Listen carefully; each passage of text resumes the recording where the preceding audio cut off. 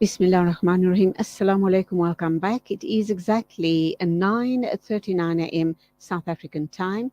We're crossing over now to Sweden, and we're going to be talking with a professor of religion at the Uppsala University based in Sweden, and he is Professor Emin Poljarević. I hope I've pronounced that correctly. Assalamu alaikum to you. Welcome to the program. Wa alaikum assalam. Thank you for having me.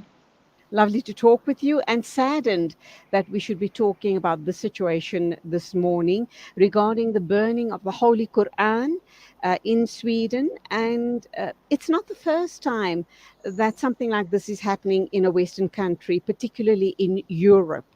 That obviously is, I should imagine, really instigating possibly violence or some sort of retaliatory response from Muslims at large. What exactly brought on the situation of this person? And I also understand that it's someone in government, in the Swedish government, that has done this very this heinous act of burning the Holy Quran. Well, yes. Well, thank you for the question. I think we have to be clear with the facts first of all. The Paludan, who is a Danish Swedish citizen, is also a leader of a fringe right extremist right Ah, party, and he has tried to enter politics in Denmark and in Sweden through the parliamentary election. He never succeeded in any of those attempts. And he's also convicted twice in Denmark because he's a citizen there first and foremost, and then later on he became citizen in Sweden of hate crime in Denmark. That is, in Sweden, he has tried to pull out these stunts already in Ramadan last year in April, where he had a tour in different Swedish cities trying to provoke and incite reactions from Muslim minority population. okay. I also understand that the Swedish Prime Minister Ulf Kristersson tweeted on Saturday that freedom of expression was crucial to democracy, but went on to add, and I quote, "What is legal is not necessarily appropriate." How do you Right. read that? So that needs to be read in the Swedish both legal and political context, right? So when Paludan was doing this thing already last year, we had a different government, and politicians were not really discussing the appropriateness or not. They just said we should ignore this person and all the acts that he's doing or provocation, and nothing more of no really condemnation, because the issue is with the Swedish legal system, where it allows for this type of insightful and hurtful actions to be done, right? Because this falls under the protection of freedom of expression, not necessarily speech, right? But freedom of expression.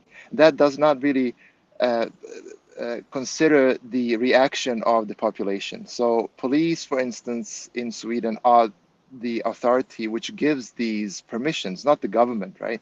So the police authorities deem every and each of these protests or manifestations as based on the freedom of expression and also on the security issues. So they have already they did not give Paludan uh, um, authority to do this, right? They didn't give any approval for several of these cities, and this was then brought to the court in Swedish courts, and police lost the case because they should have, according to the reading of the law by the legal experts in Swedish courts, they said police did a mistake of not allowing him to do that. So this time around, the issue involves Turkey and Sweden, which is also a kind of geopolitically sensitive issue in regards to the Swedish application for membership in NATO.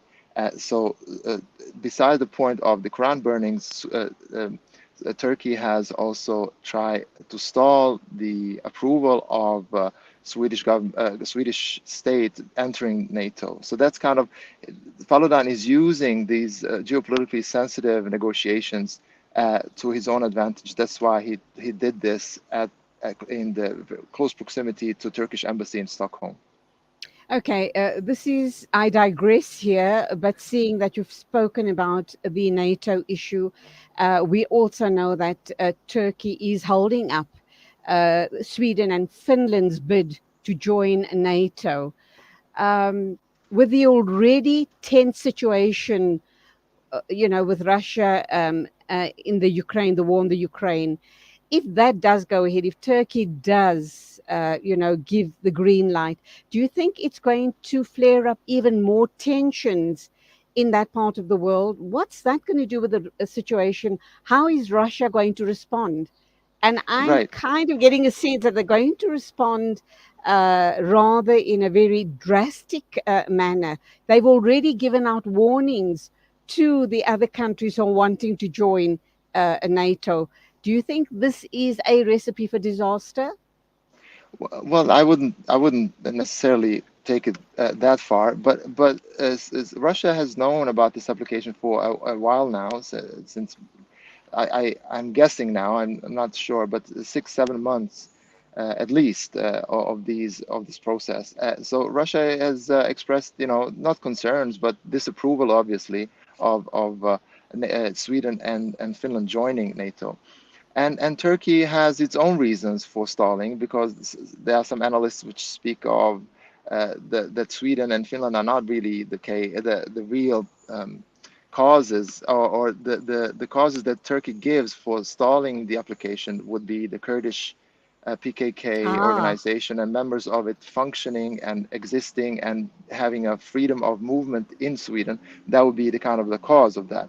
But some analysts say it's much larger than that, because the relationship with the United States, selling of the weapons systems, and so on and so forth. But that's a much larger issue. I think the big issue with the Quran burnings, which I think is really important to kind of keep in mind, is that provocation has been ongoing for a while now in Sweden from the extreme right, but also other politicians, and also activists which are on the extreme right, and that kind of has not been dealt with in Sweden in an appropriate way, which I believe is a much greater issue for Sweden and its internal cohesion and coexistence between both Muslims and non-Muslims, but also people of religion and non-religion, right?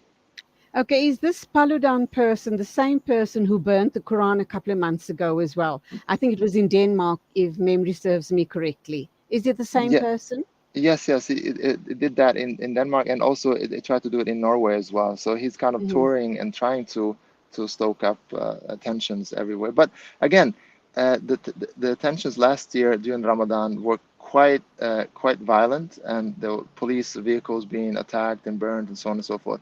But majority of the people who protested did it in a peaceful manner. And in this time around, it seems that this provocation did not stoke up those type of violent reactions to these In, acts in in your Sweden, at least.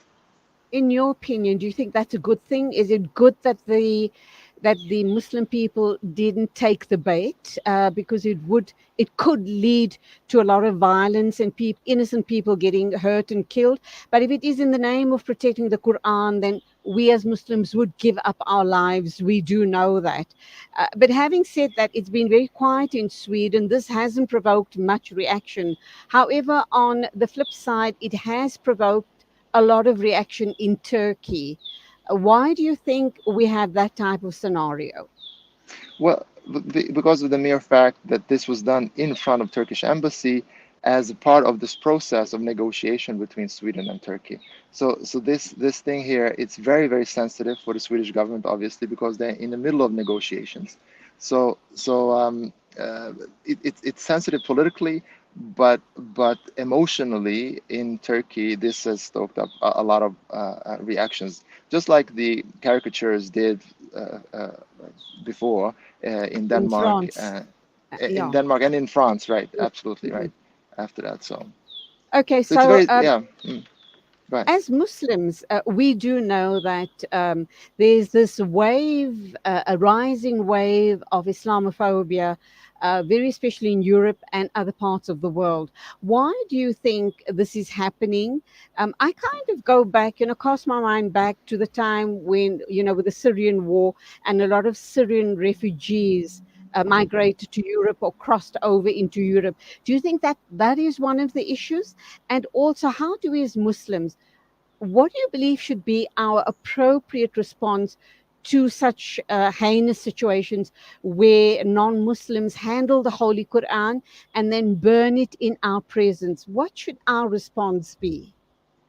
Well, so two different things, right? Yeah. Since the summer of migration in 2015, when a huge amount of Syrian and other refugees came to Europe, and more specifically, they came also to Sweden. I mean, Sweden and Germany were the two countries per capita taking in the most of these refugees. So that has sparked a huge reaction from the right and extreme right in particular, uh, which helped them mobilize the populations, and the political elections that have since expired have also resulted in, at least in Sweden, in the rise of extreme right. And we have now the second largest party in the Swedish parliament is the extreme right party, right, the Sweden Democrats, which is kind of a side effect of the so-called summer of migration that happened in 2015.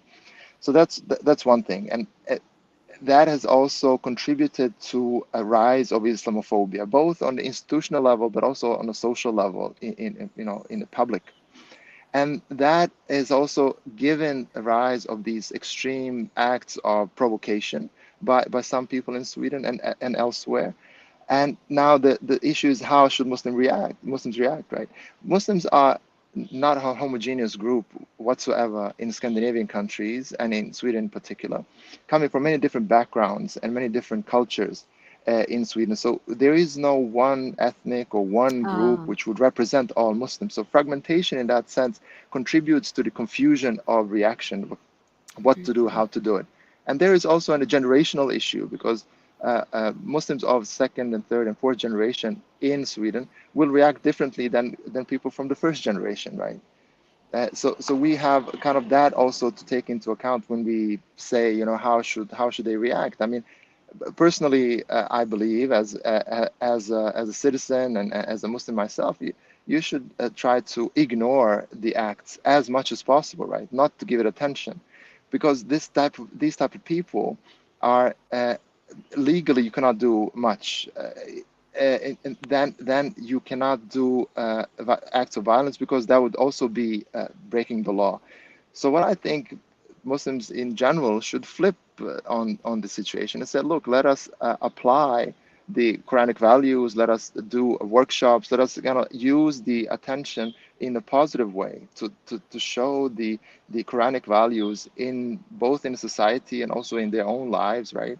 And in conversation with the rest of the society, because most of the society disapprove of this. I mean, there are some polls showing that the people are not for that, right? But they will also say we are for the freedom of expression at the same time, because mhm. that kind of seems to them sacred, right? The freedom of expression and other of these values would be sacred.